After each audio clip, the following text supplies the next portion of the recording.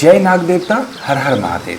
मित्रों, आज की इस वीडियो में मैं आपको बताने वाला हूँ, अगर किसी व्यक्ति को काल सर्प दोष है तो वे नाग पंचमी के अवसर पे कौन सा उपाय कर सकते हैं जिससे कि काल सर्प दोष दूर हो जाए।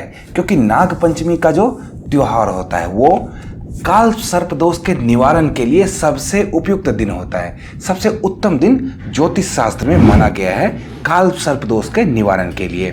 तो इस वीडियो में मैं आपको यही बताने वाला हूं कि अगर किन्हीं को काल सर्प दोष है, उनकी कुंडली में काल सर्प दोष है, तो उन्हें क्या उपाय अपनाने चाहिए नाग पंचमी के अवसर पे। साथ ही आपको यह भी मैं बताऊंगा कि कैसे आप खुद से भी जान सकते हैं कि आपके कुंडली में काल सर्प दोष हो सकता है।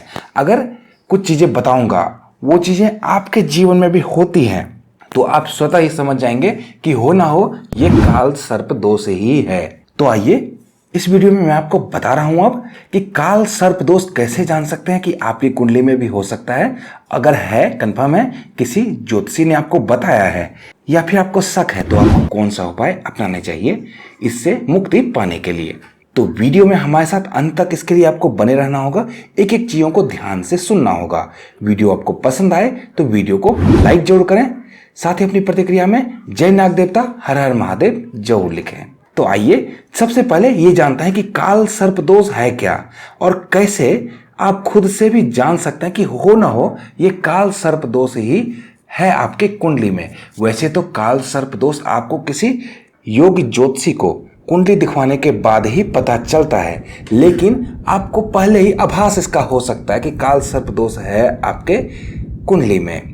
उसके बाद आप किसी ज्योतिषी से मिले, वो आपको बता देंगे कि काल सर्प दोष आपके कुंडली में है, तो फिर आप उसका निवारण कर सकते हैं। अगर आपको मुझसे कुंडली दिखवानी है तो ये व्हाट्सएप का नंबर आ रहा है, इस पे आप संपर्क कर सकते हैं। सबसे पहले बताता हूँ काल सर्प दोष के लक्षण क्या है। व्यक्ति को मेहनत का पूरा फल नहीं मिलता। दिन रात मेहनत में लगे रहने के बावजूद जितनी सफलता मिलनी चाहिए उतनी सफलता नहीं मिल पाती, भाग्य का साथ नहीं मिलता। बने हुए काम बनते बनते अचानक से बिगड़ जाते हैं। ये काल सर्प दोष के लक्षण हैं। दूसरा, व्यवसाय अगर किसी प्रकार का करते हैं तो उसमें नुकसान ही हो जाता है। एक व्यवसाय बदलकर दूसरा व्यवसाय ही कर लिया कि चलो इसमें नुकसान हो गया तो कोई और व्यवसाय कर लेते हैं, उसमें भी नुकसान हो गया।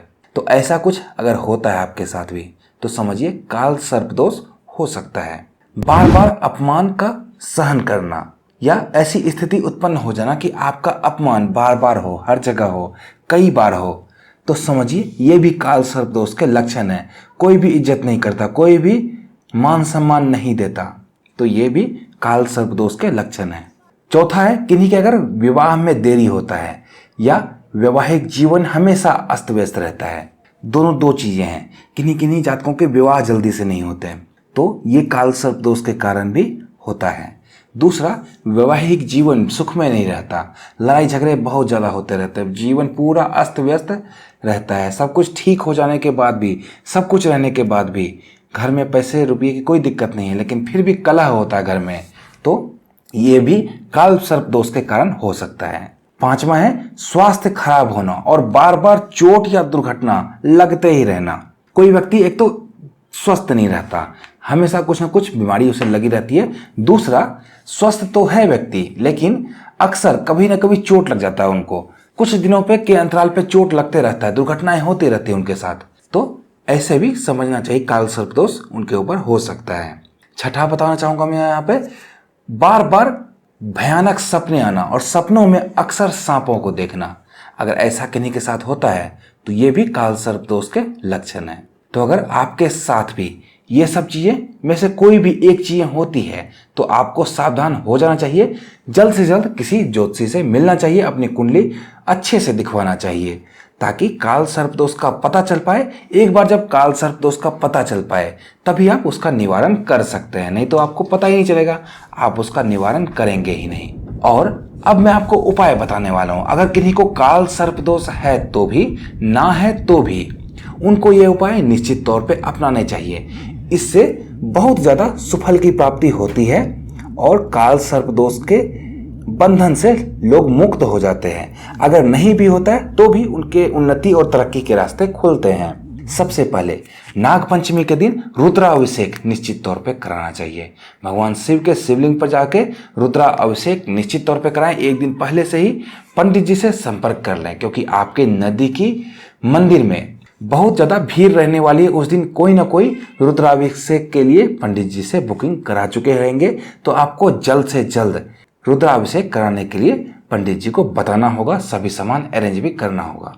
दूसरा, अगर किन्हीं को काल सर्प दोष है, कंफर्म है, आप तब भी नहीं है तब भी भगवान शिव की पूजा अर्चना करें और पूजा अर्चना करने के बाद शिवलिंग के पास ही बैठ जाएं और नाग गायत्री मंत्र का जाप करें 108 बार। नाग गायत्री मंत्र क्या होता है? ओम नवकुलाय विद्यमहे विषदंताय धीमहि तन्नो सर्पः प्रचोदयात्। इस मंत्र का जाप आपको 108 बार करना है। ये मंत्र मैं आपको डिस्क्रिप्शन में भी लिख के दे रहा हूँ, वहाँ से आप इस मंत्र का जाप कर सकते हैं। देखकर इस मंत्र का 108 बार जाप करना है। अब भगवान शिव की पूजा कैसे करनी है? तीसरी बात ये आती है, अगर आपने रुद्राभिषेक नहीं कराया है या अभी पैसे नहीं है या सामंजस्य नहीं बन पा रहा, कुछ भी इस तरह का बात है, तो आपको भगवान शिव की पूजा अर्चना निश्चित तौर पे करना चाहिए। भगवान शिव को दूध और जल से अभिषेक निश्चित तौर पे करना चाहिए और साथ ही नाग नागिन का जोड़ा चांदी का बना हुआ आपको भगवान शिव के शिवलिंग के पास जरूर चढ़ाना चाहिए। जैसे आप धतूरे वगैरह चाहते हैं, ठीक उसी प्रकार से नाग नागिन का जोड़ा आपको चढ़ाना चाहिए। चांदी का बना हुआ नाग नागिन का जोड़ा आपको आसानी से किसी भी सोने चांदी के दुकान पे मिल जाएगा। अगर चांदी का महंगा लगे तो अन्य धातुओं का भी आप नाग नागिन चढ़ा सकते हैं, ये आपको किसी भी पूजा के दुकान में मिल जाएगा। और क्या उपाय कर सकते हैं आप? किसी सपेरे से नाग नागिन का जोड़ा खरीद लें और उसे जंगल में मुक्त करवाएं काल सर्प दोष से निवारण के लिए। यह भी एक अचूक उपाय है। इनमें से जो भी उपाय आप कर सकते हैं, 1, 2, 4, 5 सभी उपाय, वो आपको निश्चित तौर पे करना चाहिए। कम से कम एक उपाय तो निश्चित तौर पे करना चाहिए। अगर आपको ना है काल सर्प दोष तो भी, नहीं है तो भी। नागपंचमी के दिन भगवान शिव के मंदिर की सफाई करें, खुद से सफाई करें, इससे भी काल सर्प दोष से मुक्ति मिलती है। तो मित्रों, यहाँ पे मैंने आपको बताया किस प्रकार से काल सर्प दोष से आप मुक्ति पा सकते हैं नागपंचमी के दिन। उम्मीद है मुझे आपको वीडियो पसंद आया होगा। वीडियो पसंद आए तो वीडियो को लाइक करें, साथ ही अपनी प्रतिक्रिया में जय माता दी तो जरूर लिखें। तो मित्रों, मिलते हैं इसी तरह की अन्य ज्ञानवर्धक वीडियो के साथ। तो देखते रहिए धर्म शिक्षा। जय माता दी।